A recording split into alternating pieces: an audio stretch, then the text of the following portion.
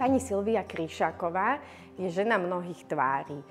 Je to mama, koordinátorka dobrovoľníkov, riaditeľka Centra voľného času v Senici a teda aj sama dobrovoľníčka. Silvia je jednou zo zakladajúcich členiek materského centra v Senici, ktorému sa venuje, a detičky, ktoré začínali pred 20 rokmi v tomto centre, sú už pomaly dospelí ľudia a pracuje teda ďalej s nimi. Podporuje komunitu v Senici a vytvára príjemné prostredie na to, aby sa ľudia združovali z rôznych komunít, teda od tých mamičkovských, detí, sociálne slabších rodí, seniorov.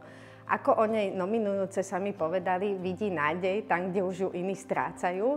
Takže vidím v tom človeku aj veľa pozitivizmu a veľký prínos pre samotnú Senicu. Senica môže byť hrdá na to, že má takéhoto človeka vo svojom meste. Ja len pretlmočím odkaz od nominujúcich Silvii.